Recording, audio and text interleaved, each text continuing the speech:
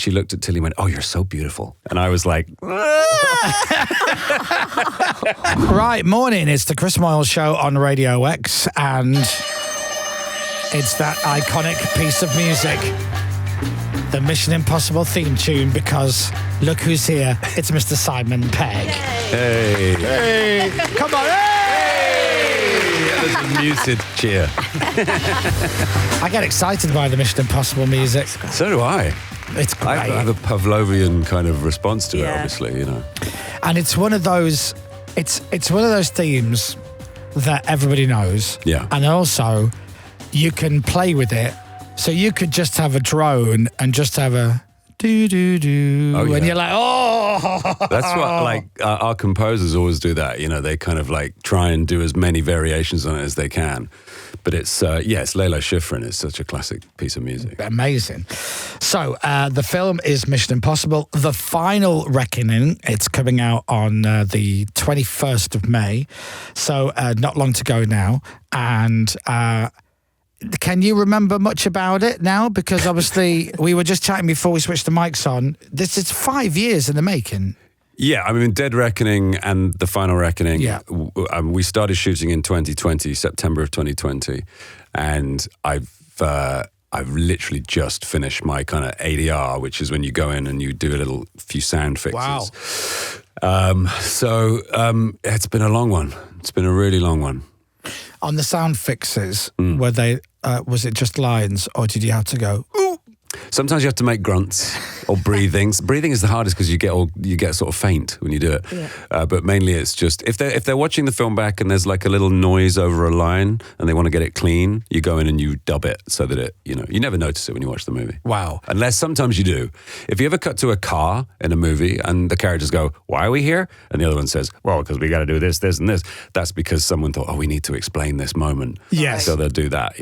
I always like that in the first episode of something, of a series, when they go, "Hey, it's my brother Simon Pegg that moved away 10 years ago, and now I only see 3 or 4 times a year." Exposition is the hardest thing to write. It's McHugh's really good at it.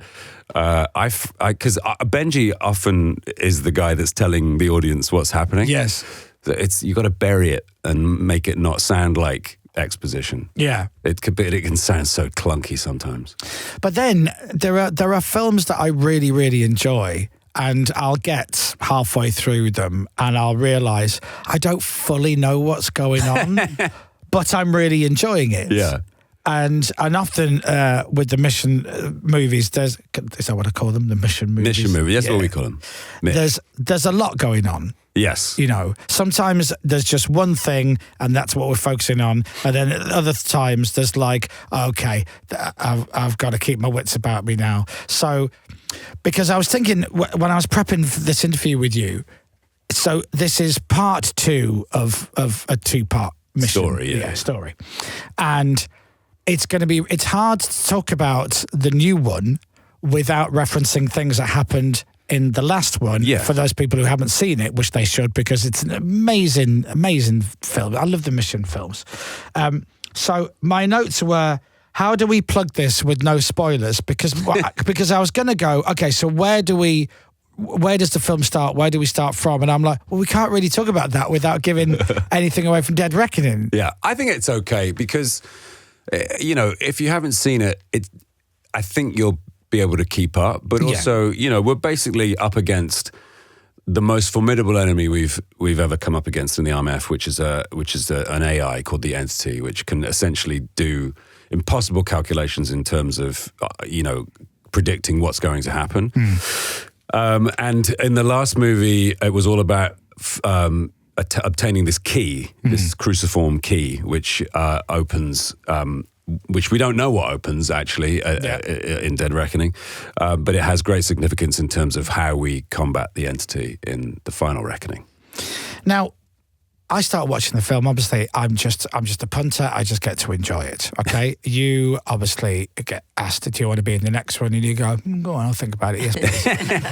And then I don't know how it works, how much you know about it, or they send you the script or whatever. But you're right. In Dead Reckoning, so this AI thing it's so clever. It can predict what's going to happen. It can manipulate what's going to happen. It can also take your voice and copy your voice, so it sounds like you're saying something to Ethan Hunt, but it's not you. It's this AI thing. It's this bad thing. And there was a moment in the last film where I just thought, well, they're screwed because they can't beat it.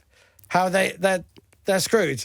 Well, we kind of can't. The problem that it presents is that we can't really use anything that is online. You know, all our technology is usually, plugged into the internet, and particularly for Benji, who's a hacker. But we have to kind of reposition ourselves into a kind of analog defense, which is interesting. We have to use kind of older technology, radio, this kind of stuff. And it is definitely the most dangerous and difficult villain that we've ever come up against. Well, it's like your arch enemy in this one is something that you can't see, can't hear, can't touch, can't smell, can't stab, and can't kill. Yeah. So it's kind of like, okay, so how are you going to beat that? Well, that's why I'm like, well, you're screwed. I reckon, because well, maybe we are. I think you're all dead. Go see the movie. It's like the end of Blake 7. No one survives. Isn't that fantastic though when that happens? It's kind of, or like the Dirty Dozen or whatever. No, I get sad. It's really, really. It's so affecting when you the whole lot go down. Oh, I don't like it. What do you ever watch Blake 7 back in the day? Of course. Yeah. I still remember as a kid watching that and being like, oh no, they just shot one of them. Yeah. No, they can't. They shot them. Oh no, they're all gonna die.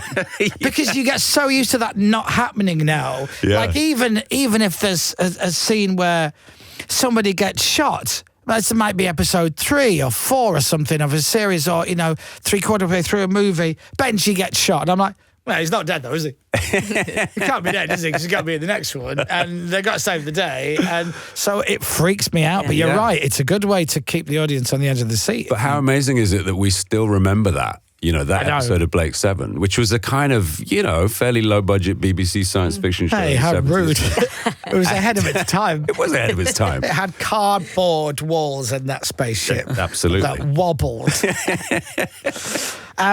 So when you're filming, when you're making your stuff, like the Shaun of the Dead stuff and all the Cornetto stuff, they're your movies, so you're really, really heavily involved in everything, including the edit. I would imagine. So by the time it's finished, you've seen every scene, God knows how many times, of course, and put it all together. With something like this, I would imagine you're slightly more removed, and you don't get to see much of it, apart from, I guess, when you're filming and stuff, and then you get to see the final thing like we do. Yeah, and I kind of like it that way because I love working with Chris McQuarrie. He's such an amazing writer and director, and it's exciting to take a step back and not be, exposed to cut after cut and the minutiae of editing, because what you then see when you first sit down to watch it, and we'll see it at like a cast and crew screening, before we go out on the press tour, you get to see the finished thing, and that's exciting because there are bits in it that I wasn't part of. There are obviously moments that I haven't seen yet. And I'm excited to see this. We've got such an incredible cast. There's loads of people, God! Like Nick Offerman and Tramell Tillman from Severance is in it. That's I saw that on the teaser trailer when it dropped, and I'm like, that's Mr. Milchick. Exactly. And then Hannah Waddingham is in it. Fantastic. Now, does she do more than what she does in the trailer? Because in the trailer, she lifts her head up in a nod. Doesn't she do that well? She does do it very well. Hannah Waddingham. Me and Hannah did a movie together years ago in 2008 called How to Lose Friends and Alienate People. That's and right. she just played the wife of the editor of this magazine I worked at, and I had to spit on her back a bit of burger. and it was just like, and I remember she came in and she was very striking, Hannah, and really a super friendly, lovely person. And I remember thinking, oh, she's nice. And then I saw her in the Monty Python musical, playing the Lady of the Lake, and she was utterly spectacular. And I was like, oh my God, they got her in just for me to spit on her back? What the hell? So it's lovely that she's in Mission. Do you watch much stuff yourself? Do you watch much TV or? Oh, loads. Me and my daughter watch a lot of films together. Like she's a real film fan, thanks to me probably. What does she love? She's got a very eclectic. What Daddy steers her towards. Well, I say, look, let's watch. She's got her own Letterboxd watch list, which has stuff on I haven't heard of. But I've introduced her to all of the classic cinema. I think any cinephile should know. And she'll, like the other night, she said, "Can we watch Jaws again?" and I love that, because that's such a brilliant movie. And her favorite film, like for the longest time, her favorite film was Primal Fear. With Edward Norton and Richard Gere. Yes. And she loves Edward Norton. Yeah. Like, he is her favourite actor. And they met at the BAFTAs this year, which was such a moment. Which is now, the picture that we took is now her phone screen of her with Edward Norton. We were talking about this the other day with Ed Byrne, the comedian Ed Byrne, the other week. Dads. And we were talking about how do your kids think that you're cool? And it's like if they meet somebody or if I'm working with someone they like, all of a sudden, like, oh, you're working with them. They know who you are. It's cool points. So did Edward Norton come up to you and go, "Simon, how are you?" No, I went up to Edward and I said, "Hey, man," and he was very nice and thankfully recognised me, because you never assume that someone's going to know who you are. Have you met before? No, we hadn't. Oh, really? Okay. No, but then we were stood in line together at the BAFTAs to go and do the photo call, and I introduced him to Tilly, and it was such a great moment. I bet. He was so sweet with her as well. Like, most people are absolutely, all the people, because that night we were having dinner afterwards, and I said, "Come on, let's go do a lap. Let's go find people and talk to them." And like Demi Moore said, this is such a name drop. Oh, but this is, before you get into this, but this is brilliant because I've known you on and off for quite a few years now. Yeah, a long time. And I think I've always said I think you're an amazing talent. I think you're such a great talent, and I love the fact that you do. Like From Space to do Shaun of the Dead and Hot Fuzz and Paul, which is still one of my favourite films. And but then you do the Mission thing. You do the big Hollywood blockbuster stuff with Tom Cruise. It's amazing. I love it. But you're a fairly shy guy, right? You're not a big screamy look at me kind of person. But having your daughter with you means that you can walk with the room. Absolutely. Because it's not you. It's all about it. Yeah, exactly. I could introduce her to people that even you want to meet. Yeah, exactly. I'd never met Demi Moore. Right. And we had a chat and said hello. I congratulated her on The Substance, which is one of my favourite movies of last year. Wonderful. And she said, she looked at Tilly and went, "Oh, you're so beautiful." And I was like, I bet Tilly loved that. She was delighted. It was great. Love this. It's just, what a life. What a great life. It's brilliant how it's worked out. Perk of the job, yeah. It's like, you can only hope to get to do your hobby for a living, and everything else is gravy.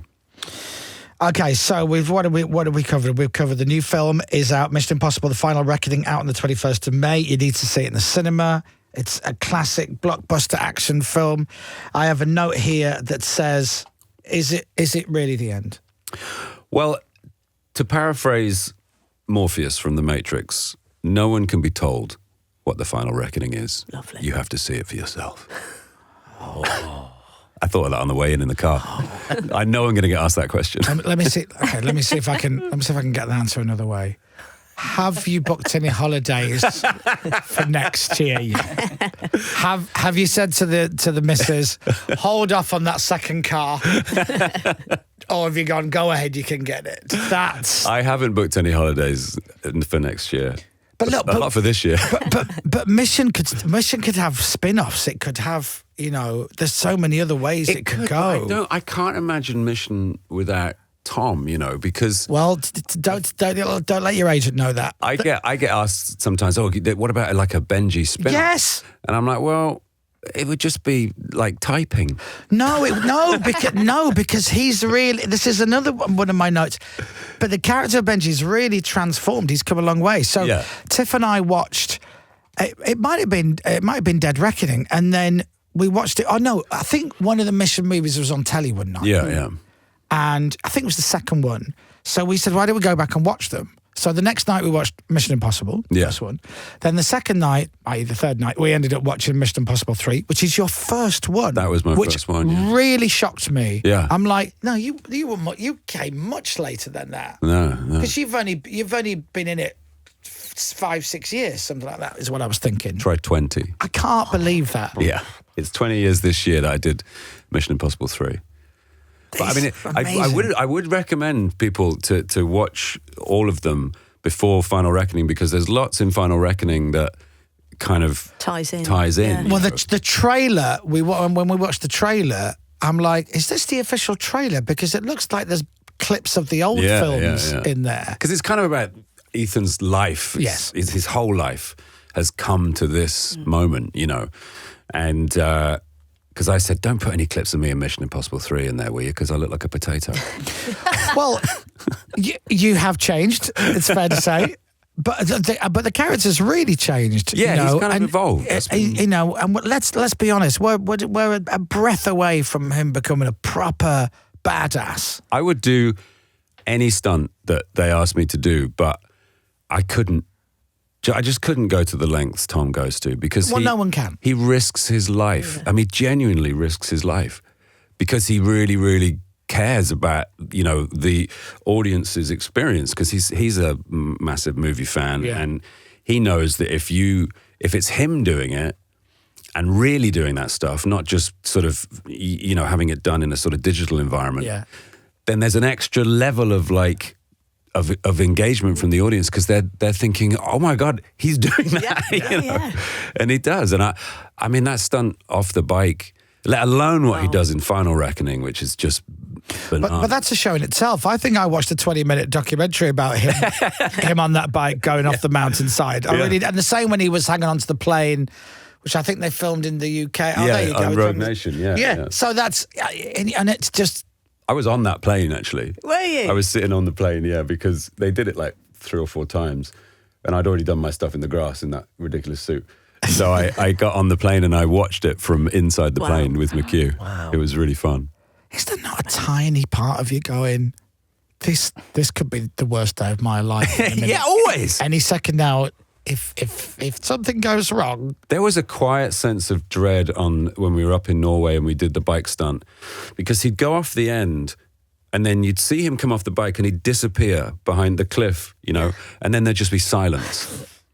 And we'd all be just waiting. Oh, no. And then you'd hear, good canopy, and you'd know that his parachute had opened and he was going to be all right. But even like McHugh was just, everyone was just white. And because it's dangerous. It's very dangerous. Listen, I genuinely froze at Go Ape. Sure you did. I swear to God. You had to be talked down, didn't you? And I was with my girlfriend's niece. I was with Scarlett, with Lottie, and she goes, "You're fine." And she went ahead, and I'm on a rope bridgey bit, and I froze, and Lottie hadn't realised, so she just carried on. And then I heard a little girl's voice say, "It's okay, you've got this." And I looked up. It wasn't my niece. I turned around. It was a little girl behind me. The toddler. Who talked me off, she got me to the end, and then her dad went, "Nice to see you, Chris." And I'm like, oh, no. Spotted, clinging to a log. All right, have I asked you everything? I think I've asked you pretty much everything. We've run out of time. We're very excited to see it. Oh, finally. See it, yeah. I can't wait to see it. Mission Impossible Final Reckoning is out on the 21st of May. We all had to go and see it, especially in the cinema, because it's always better on the big screen. Are you going to see Oasis? I don't know. I'd love to, obviously. We didn't get into that initial... I see Noel every now and again at things, you know, and we've sort of been kind of friends over the years, so I might try and tap him up. Come on. But who isn't going to do that? I feel I don't think I could really bring myself to do it, because it's such an abuse of friendship. You listen, you don't do it. Your daughter does. Yes, Tilly will do it. Her Leavers shirt, because she's doing a GCSEs, she's painted her Leavers shirt with the Oasis logo, but it says Tilly in the Oasis font. It's what? Top notch, really good. She can't be this cool. She is. It's crazy. Send that photo. Yeah, send that photo and go brackets 4 guest passes. See you. Lovely to see you. All the best. Mate. Love to the family. Thank you, guys. Mission Impossible, The Final Reckoning is out on the 21st of May. Ladies and gentlemen, Mr. Simon Pegg. Hey. Radio